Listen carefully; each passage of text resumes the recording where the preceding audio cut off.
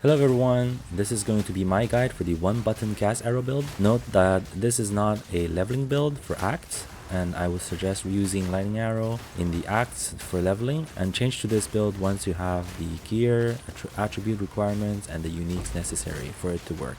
I have been playing this build for a couple of days now, and it's not even in its final form. The clips that you are seeing are using 4 link, and the last link we're gonna use will increase its damage even more. If you are curious and want to see this build taking on the end game, I will be streaming mostly on the weekends. You can catch me on Twitch, or you can subscribe to my YouTube to get more updates on the build. Alright, let's jump straight into it. So the current most popular Gas Arrow builds use the flame wall to ignite enemies, which triggers the gas arrow explosions. However, people who plays PoE1 really loves one button builds, so here I'm going to show you how to use gas arrow as a one button build. So normally we first shoot the gas arrow and then use flame wall. Once the enemies hits the flame wall, it ignites them and triggers the gas explosion. In order to skip the flame wall, we are going to be using unique items. The first option we have is the Path of Fury boots. This one says that we drop ignited ground while moving, which lasts 8 seconds and ignites as though dealing fire damage equal to 10% of your maximum life. So ignited ground, basically how it works is just burning ground. So as you can see, once we put on the boots, as we are walking, we have burning ground that lasts for 8 seconds. And this has a special interaction where if you shoot gas arrow, it will automatically detonate it. And this is how we skip flame wall for the first option. The second unique we can use is the helmet called Radiant Grief.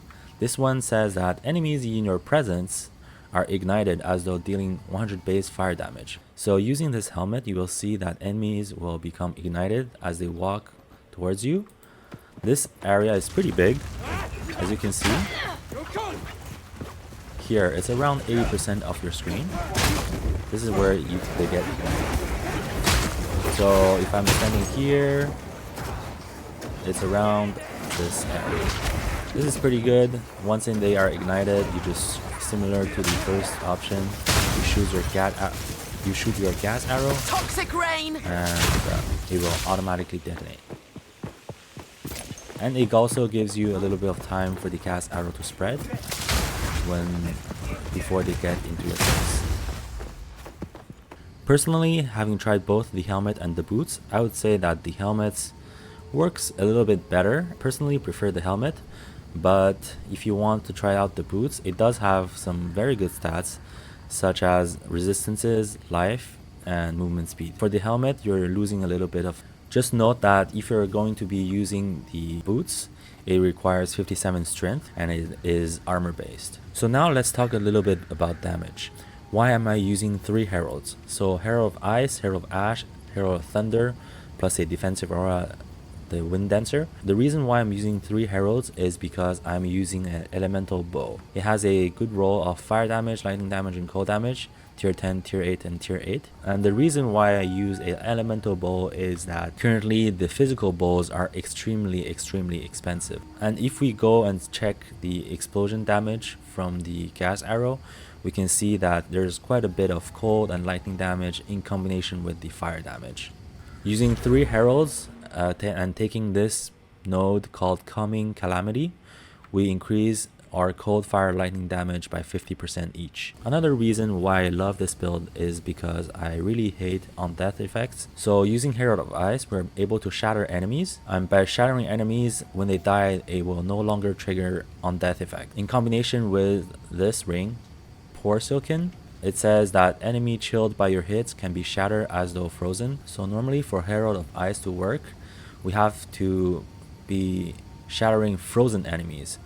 But this ring allows us to shatter them without freezing them, only by chilling them. Having cold damage in our explosions will chill the enemies, and in combination with this ring, it will shatter them when they die. Other than this bow, this unique, and the helmet or the boots, The other slots, what you're looking for are resistances, life, and a little bit of spirit to help you get enough reservation for Wind Dancer. So overall, we have 4 auras. The rest of the gear, you want to get your fire, cold, lightning res as high as possible. And I'm currently still working on my chaos resistances. I can show you my gear. It's not optimal at all. It has very low rolls on the resistances, and my gear can still be improved by quite a lot. I will hover over my gear to show you. If you want to see how I improve my gear, check out my Twitch streams, and if you have any question regarding the build, feel free to drop by and ask me about it. Just to note that if you're using the Birth of Fury, you have to have 57 strength, and another requirement for this build is the flammability. The lowest level of flammability requires 52 int. Now let's talk a little bit about the links. What you want for Gas Arrow is Scattershot, Magnified Effect, Martial Tempo, Primal Armament, and Immolate. Immolate is an absolute incredible gem for damage because it gives you 30% of damage as extra fire damage against ignited enemies.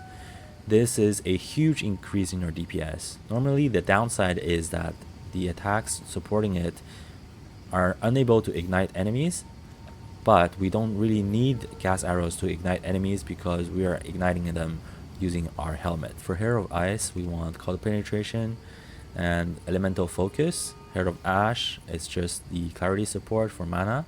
Hero of Thunder, I have Lightning Penetration, Innervate. Sometimes the Innervate triggers and helps with our damage, boosting or explosions. For Wind Dancer, the defensive aura, we want Blind, Maim, and Cannibalism if you have the Spirit. Cannibalism, I think right now is just a very, very good skill to have when you're mapping. It is incredible how much life you can recover on kill. And Blind and Maim is just a good defensive setup for Wind Dancer. Other than that, we have Escape Shot as an escape tool.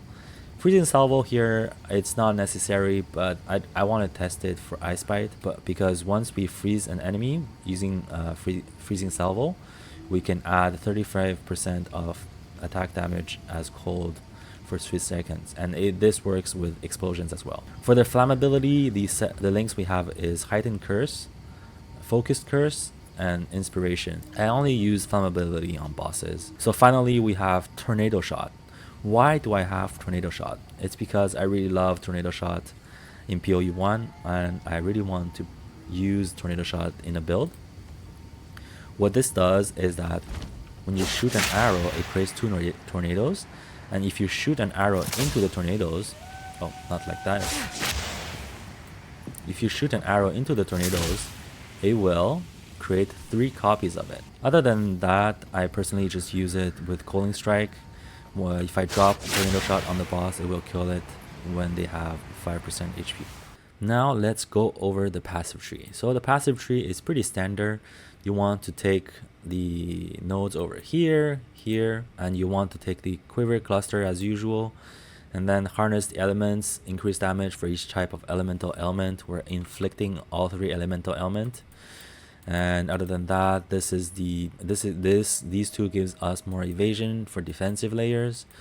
Similarly to here, this is all evasion, and we take these nodes over here for increasing our elemental damage. You can play around with these 3 reservation nodes of heralds if you're lacking spirits from your gear. And other than that, we want to take the increase and reductions to projectile speed also apply to damage with bows. This will increase our explosion damage even further. And moving on towards the left side, we have the projectile speed in combination with this one, which also increases our damage with bows. AoE for our attacks will help the overlap of the explosions. Other than that, in this cluster over here, I have the attack damage penetrate 15% of elemental resistances. This is good because we're doing fire, cold, and lightning. It does 15% penetration for all those elements. I'm currently also taking this one, 40% increased elemental damage with attacks during flash effect. And that's pretty much the passive tree. You can play around with the attributes over here. Just make sure you have enough dex for your bow. If you have a high dex requirement like mine. It has a requirement of 212 dex. Just play around with your attributes for the small passive points. And that's pretty much it. I also have a written guide on Mobalytics. I will drop the link in the description and you can take a look. I will be updating this as I go as well. Keep an eye out if there are any changes or nerfs happening. I have description overall of how it functions, the gear you want, the setup over here. I will be optimizing the gems, so keep an eye out on that. And that's pretty much it. Thank you guys for watching. I will be streaming on Twitch over the weekend and evenings during the weekdays. If you want to check out my progress in the game, as always, thank you guys for watching. If you liked it, please subscribe, and if you have any comment, questions, leave it down below and I will gladly help you out.